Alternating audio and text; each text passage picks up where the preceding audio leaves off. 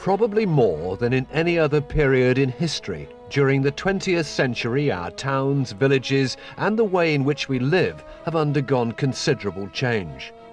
Fortunately, in the case of the Isle of Wight, much of the area's social history was recorded on film by skillful enthusiasts for us to enjoy decades later. Perhaps you remember the old side-loading car ferries, or watching the colourful carnival parade through Ryde.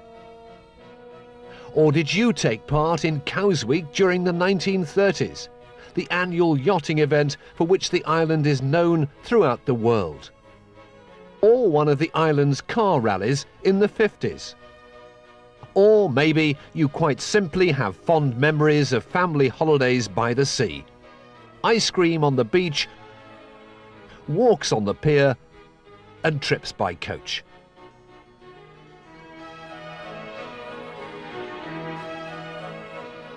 Whether you know the island as a local or visitor, you'll doubtless be familiar with its many attractions. So enjoy now a glimpse at the Isle of Wight in the past.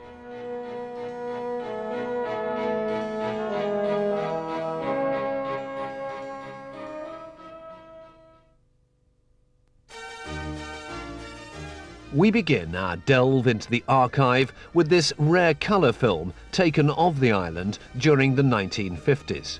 It's the work of the Isle of Wight Cine Club, a group of enthusiasts who still make films about their local area today. Tourism has always been important to the island, and this film was produced in conjunction with the local council to help whet the appetites of those on the mainland, 4 million of whom used the ferries in 1952 alone, bringing with them 53,000 cars. At a glance, the Isle of Wight might appear much the same as it did at the turn of the century, but in fact it's changed shape over the years, with parts, in some cases even complete roads, literally disappearing into the sea. Despite talk of a permanent road bridge in recent years, it is perhaps the fact that it can only be reached by sea that gives the island a unique and special atmosphere.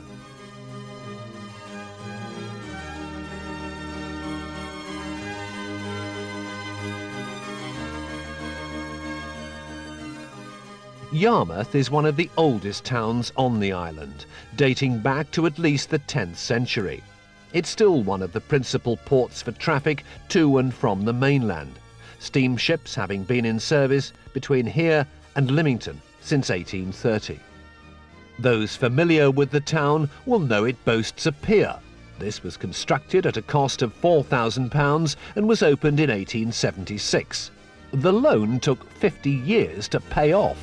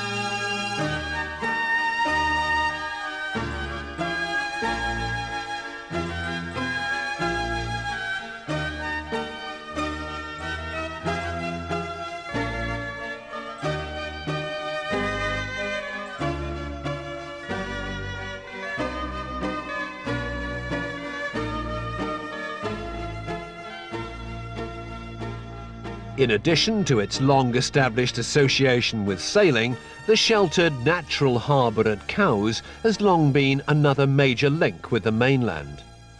The Red Funnel car ferries once ran between West Cowes and Southampton.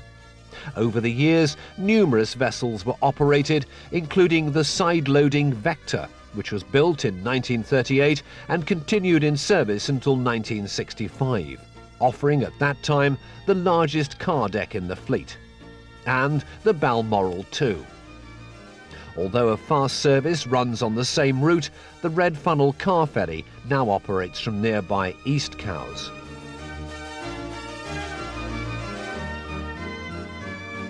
It was also possible to take steam trips from here to other parts of the island and along the south coast.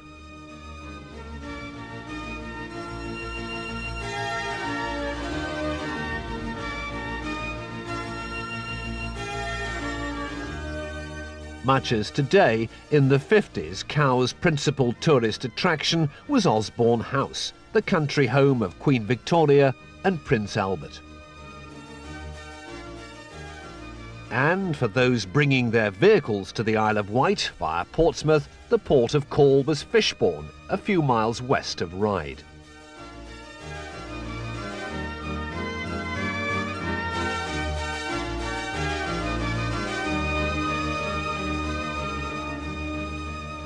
Ryde itself received a passenger service from Portsmouth as early as 1826.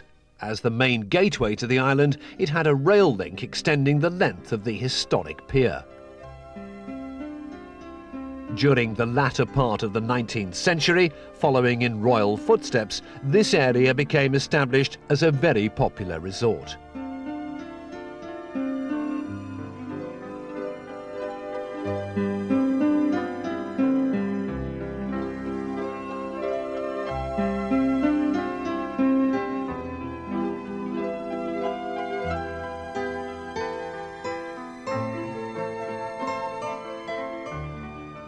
Union Street, the main road from the Esplanade, has a commanding view and a satisfying glimpse of a luxury liner such as the Queen Elizabeth could often be had.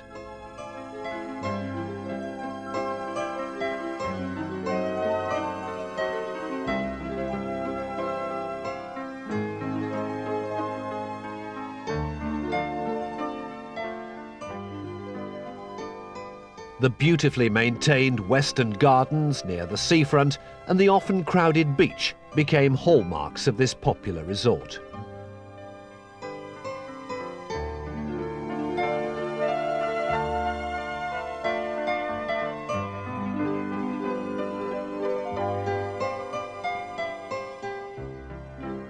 As too did the Esplanade. Do you remember the tour buses, each with its list of excursions displayed on a board? Ah, those were the days.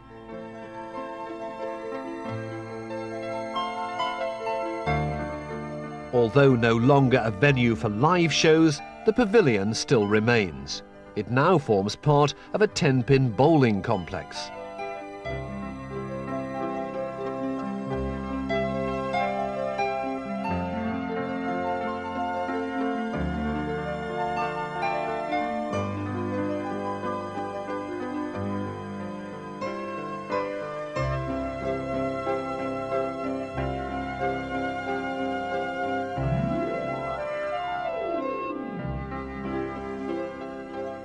And another of the town's popular features, the Canoe Lake, albeit now slightly smaller to provide space for a swimming pool, has also withstood the tests of time. Whilst the supervised waters of the lake were relatively safe, Spithead and the Channel were an altogether different matter. On a very busy stretch of coast, the crew of the Jessie Lum, the Bembridge lifeboat, were always on call.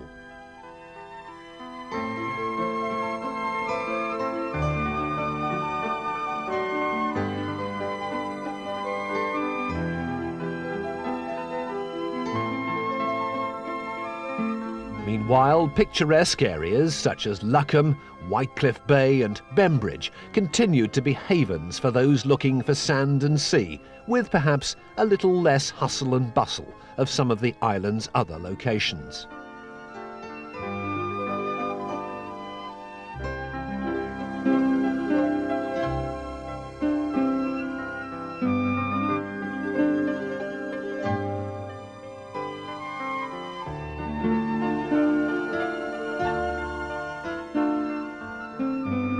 Sandown didn't really develop until the coming of the railway and subsequent tourist boom during the mid-19th century. The pier, probably its best-known landmark, was opened in 1876.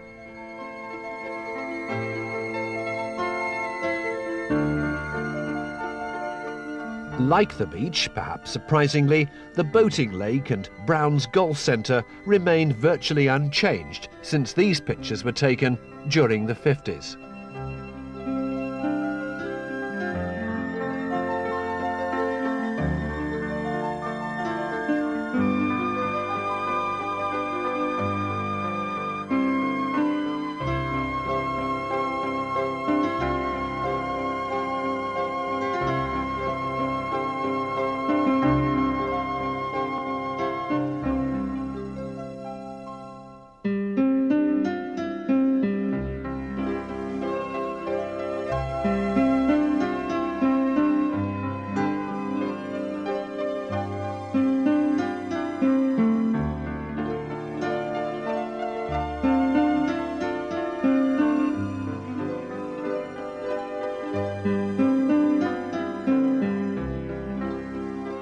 And much the same can be said for neighbouring Shanklin, which might account for the fact that regular visitors return year after year.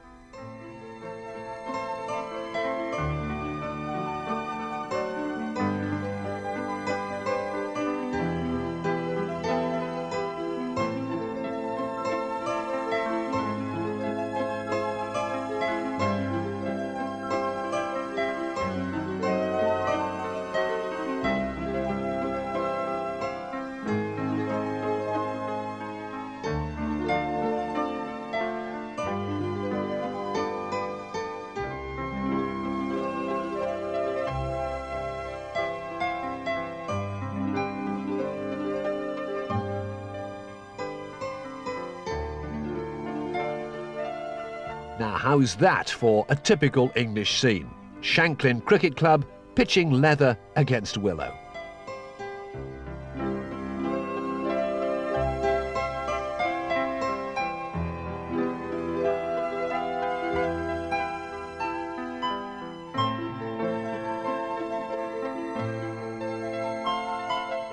Although only 3 miles or so along the coast from Shanklin, Ventnor also used to have its own pier, and trips by boat from town to town were as popular as ever. Perhaps you recall taking one.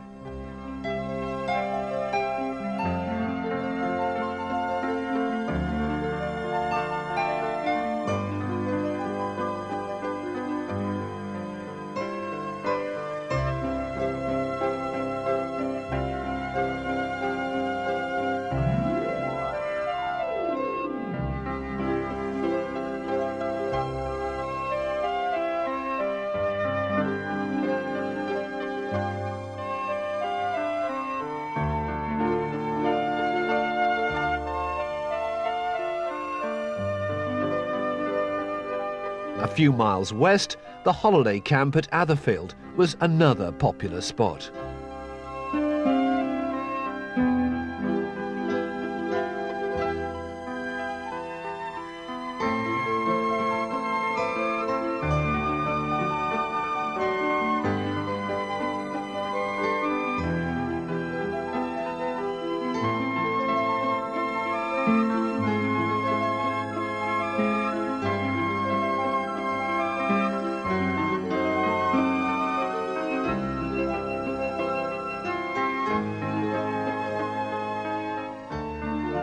And at this time, the island had its share of sporting events, such as this cycle race and the car rally through Ventnor.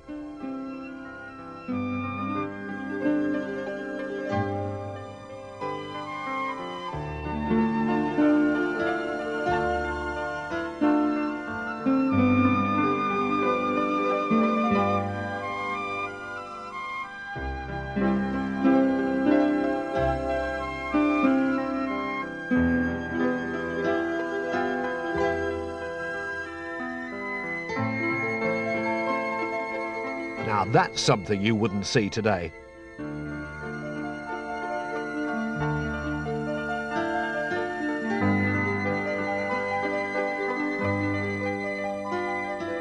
On the first Thursday of September each year, it was carnival time in Ryde, and for a number of years the Breston Highlanders lent their support.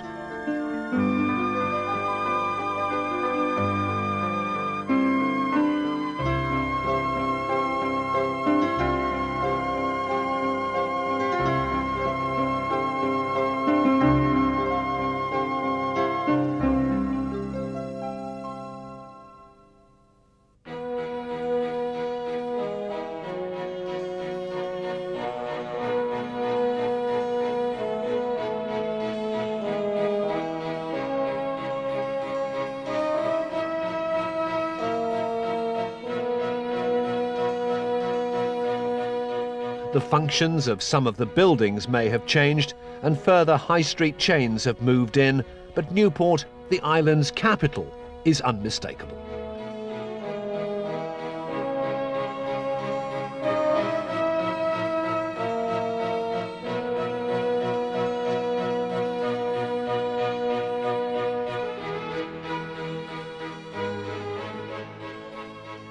Nearby Carisbrooke Castle dates back in part to the 14th century.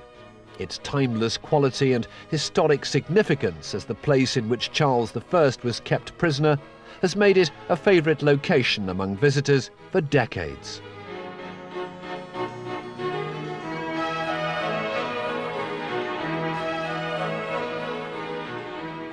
Another slice of the island's history, often included in a tour, has long been braiding. The central building is one of the oldest on the island and is home to the ancient public stocks. The old bull ring is also in the village, although it has been repositioned. And so it's on with the tour through other picturesque villages such as Shanklin and God's Hill.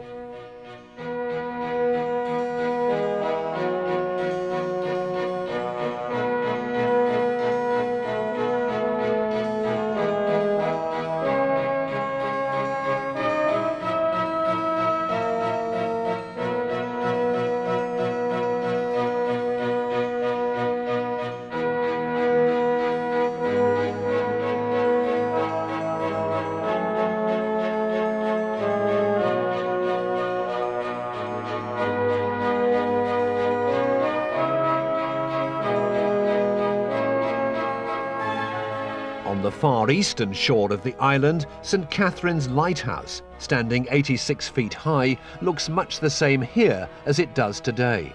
But when first opened in 1840, it had a height of 142 feet. It was lowered 35 years later because the light was so often hidden by fog.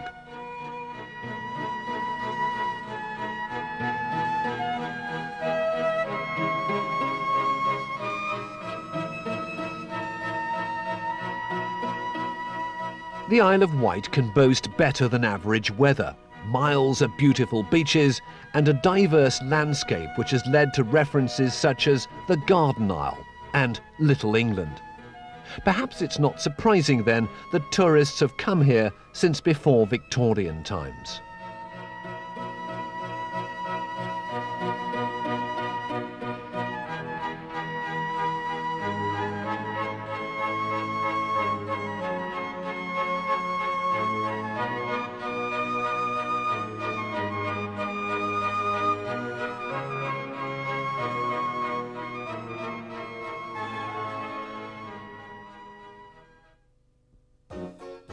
Do you remember that? It's the suspension pier at Seaview, which was swept away during the 1950s. These clips, our earliest of the island, were taken in 1919 and reveal quite clearly some of the changes that have occurred during the 20th century.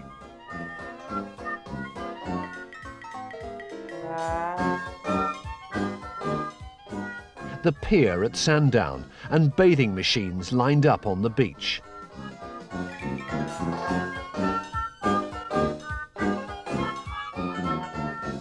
The cascade at Ventnor, a natural waterfall which was incorporated into the construction of the promenade.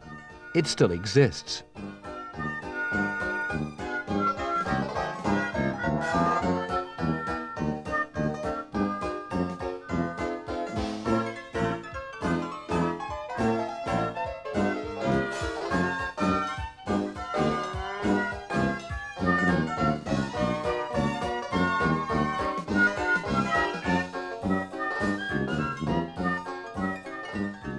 And there's the bullring, which we saw earlier before it was moved.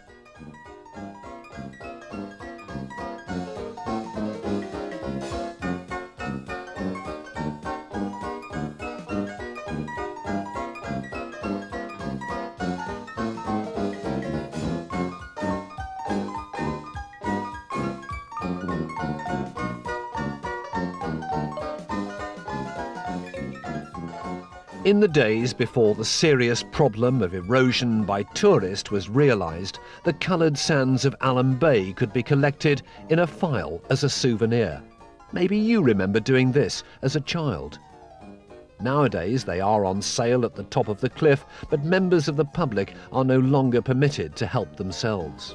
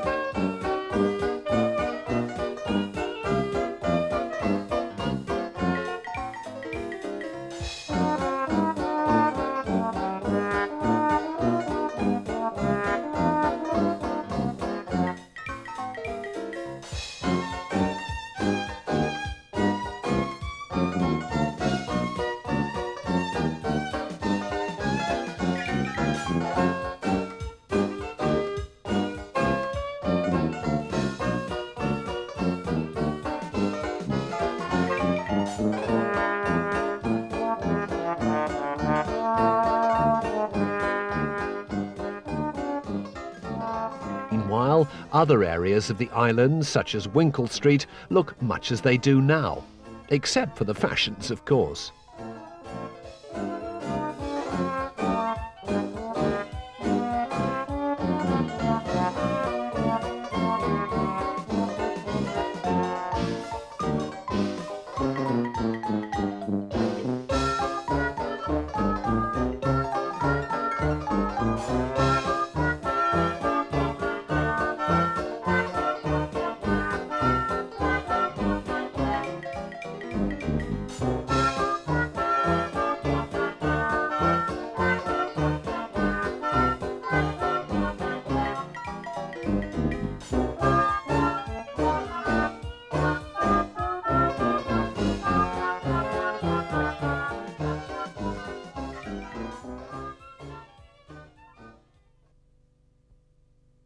"14 years later, in 1933, this amphibious plane was arriving for Cows Week.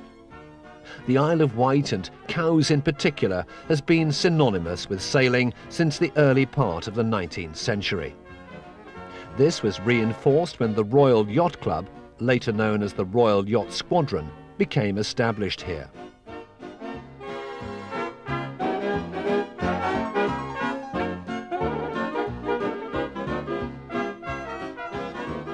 Over the years, the royal connection has continued. The Royal Yacht, Victoria and Albert, was regularly moored in the harbour during the event.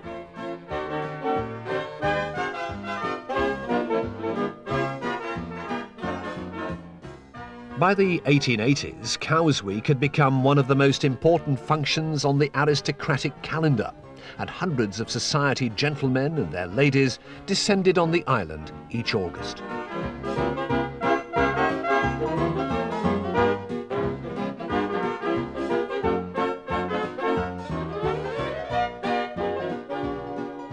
By the 30s, those wishing to get a better view of the sailing, and anything else in the deep water channel for that matter, could charter a motor vessel.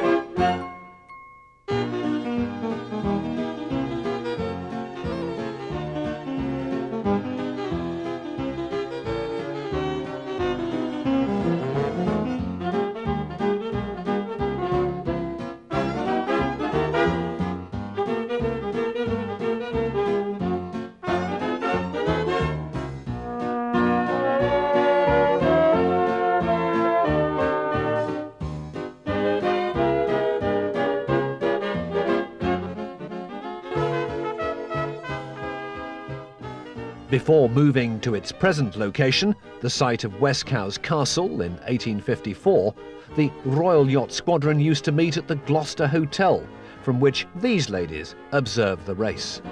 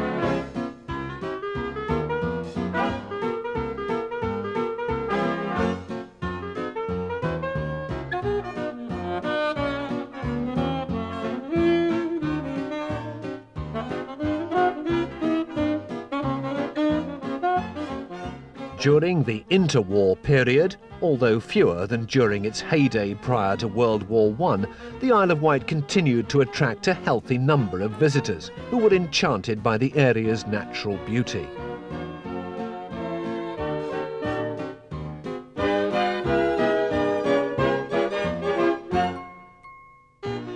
And of course, the almost obligatory sites, such as Osborne House, which was purchased by their Highnesses for £26,000.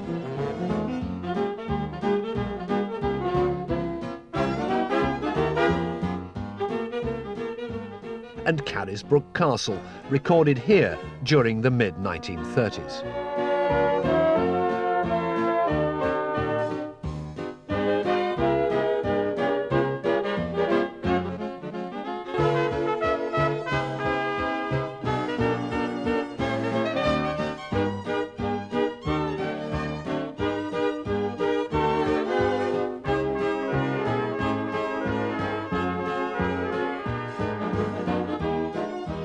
On a sunny day in the shadow of the pier, in this case at Sandown, what could be more enjoyable than relaxing on the beach?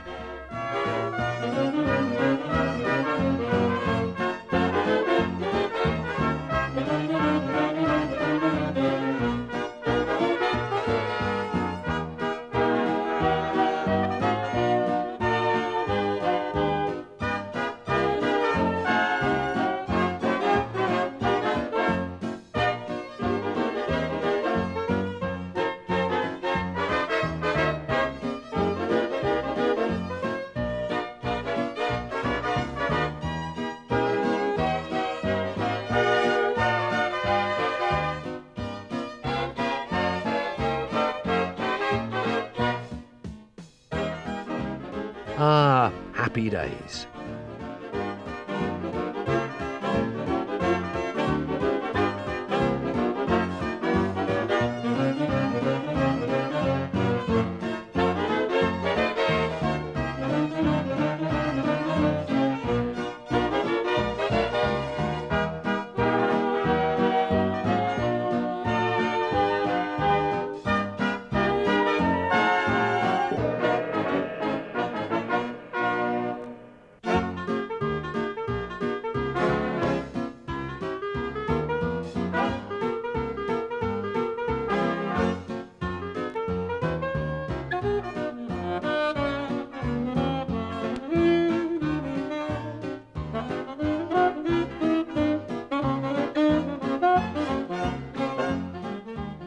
Sandown, in fact, had its own regatta, although unlike the proceedings at Cowes, it was rather less serious, with events such as the Greasy Pole and the Spade Race.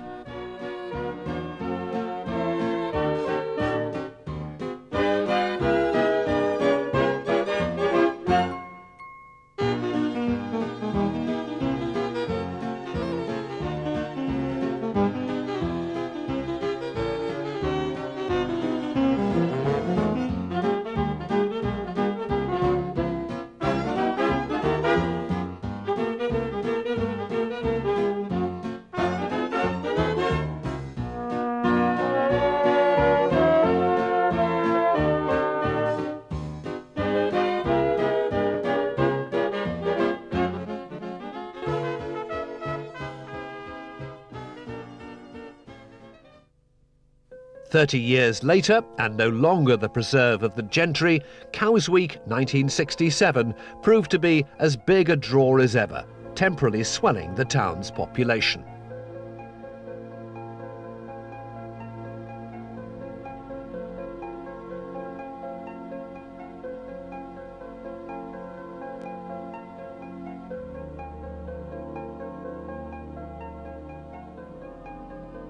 The royal connection remained, but the royal yacht Victoria and Albert had been replaced by the much-loved Britannia.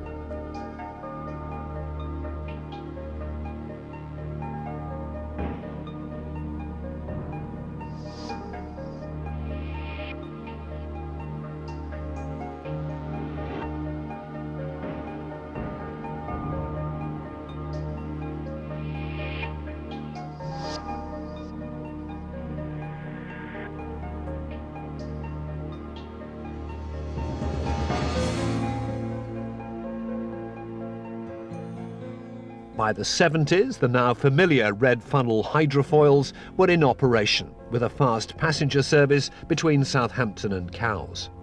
But right now, let's turn the clock back once more, this time to the early 60s and the age of steam.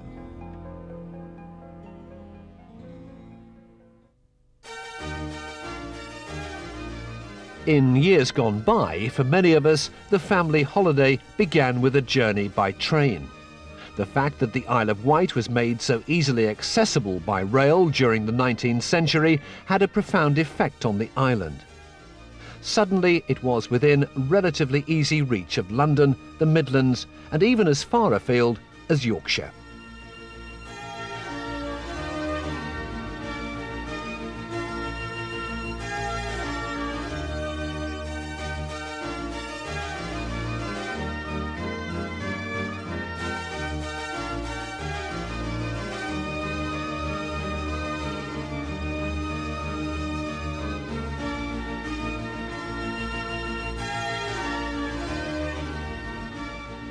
From Portsmouth Harbour aboard one of the British Rail-operated ferries, such as Sandown, it was about 30 minutes to Ryde.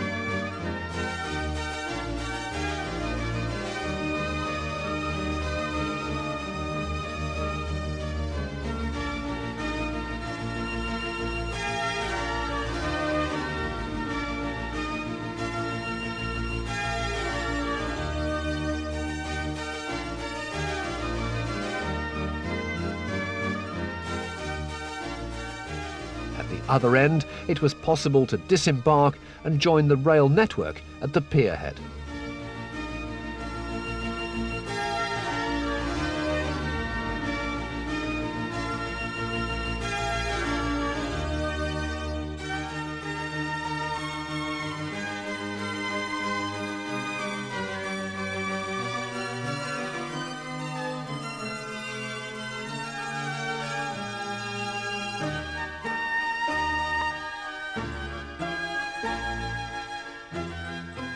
From 1864 right through to as late as 1969, the length of the pier could be travelled by tramway, originally horse-drawn and later electric.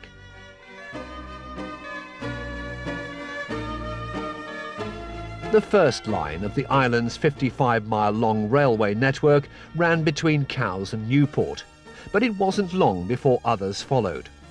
The line to Ryde initially ended at the pier, but a new pier was built alongside the original to take the railway.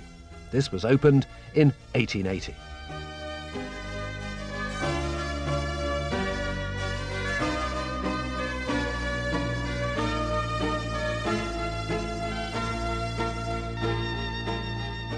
The small steam locomotives seen here are all Adams O2 class engines. Appropriately, each of them was named after an Isle of Wight village.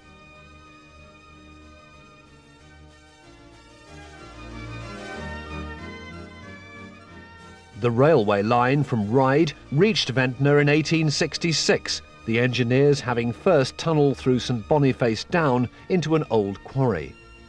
It wasn't really until the coming of the railway that the relatively inaccessible south side of the island, with its highly desirable beaches, was developed. Ventnor was a terminus station, and as demonstrated here, the engine would transfer to the other end of the train in order to embark upon the return journey.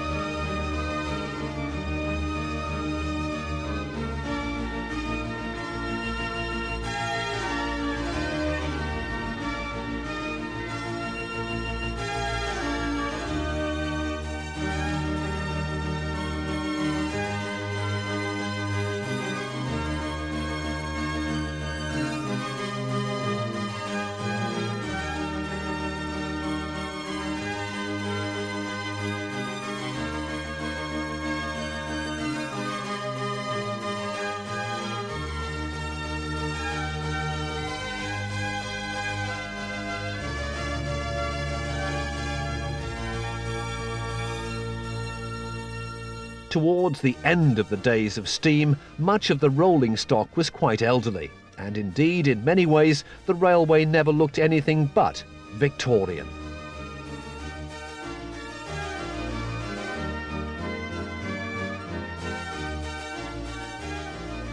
In an age before car ownership was commonplace, the link between the towns was vital for locals and tourists alike. The arrival at Cowes during the summer is a familiar memory to many.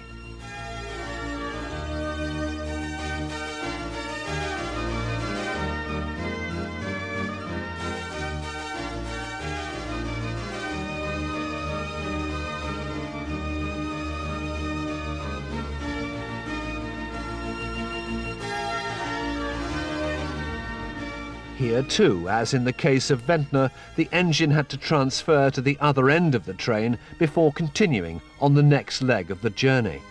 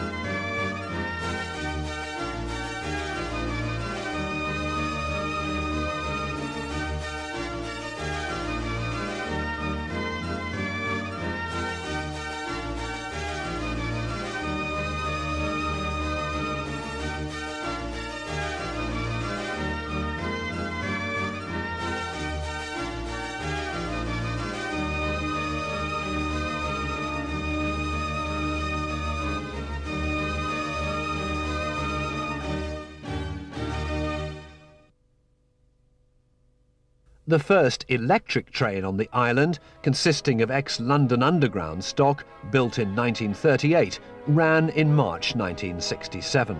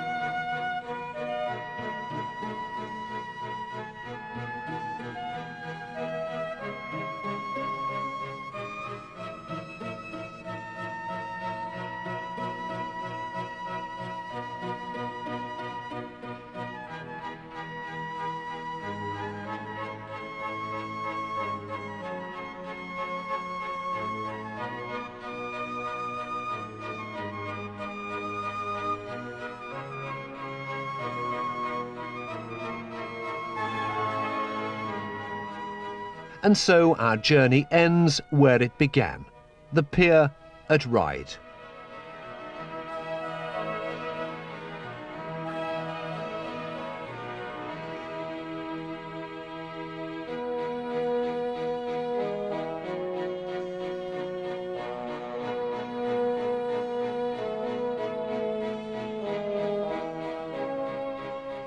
For many, this was often the last few moments before that annual summer holiday at the seaside all too soon came to an end. A final glimpse at an island that they had come to know and love. That is, until the next year.